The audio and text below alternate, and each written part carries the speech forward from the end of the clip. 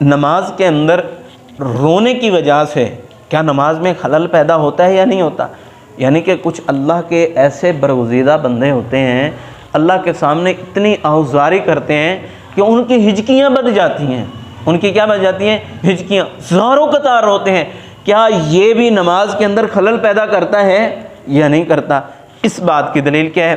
رأیت، میں نے دیکھا رسول کائنات صلی اللہ علیہ وسلم کو یصلی، آپ صلی اللہ علیہ وسلم نماز پڑھ رہے ہوتے، وفی صدرہ عزیز کا عزیز المرج، آپ صلی اللہ علیہ وسلم کے سینے سے اس طرح آواز آتی جس طرح ہنڈیا کے اندر پانی رکھا جاتا ہے، ہنڈیا کے اندر پانی رکھ کے نیچے ایندھن آگ وغیرہ جلائی جاتی ہے، جس طرح اس سے جو ہے نا آواز اس کے ابلنے کی آتی ہے، تو اس قدر جو ہے نا آواز آپ صلی اللہ علیہ وسلم کے سینے سے آتی۔ آپ کائنات صلی اللہ علیہ وسلم نماز پڑھتے، نماز کے اندر آپ اتنا زیادہ روتے کہ جس طرح ہنڈیا کے اندر ایک پانی رکھ کے اس کو بوائل کیا جاتا ہے، نیچے ایندھن جلایا جاتا ہے، وہ ابالے لیتا ہے، اور جس طرح اس کی آواز پیدا ہوتی ہے، تو آپ صلی اللہ علیہ وسلم کے سینے سے بھی اس طرح آواز پیدا ہوتی تھی۔ رسول کائنات صلی اللہ علیہ وسلم کی نماز دیکھیں کہ آپ صلی اللہ علیہ وسلم نے کوئی غلطی بھی نہیں کی، کوئی خطا بھی نہیں کی، اور پھر اتنا زیادہ روتے ہیں، معمولی نہیں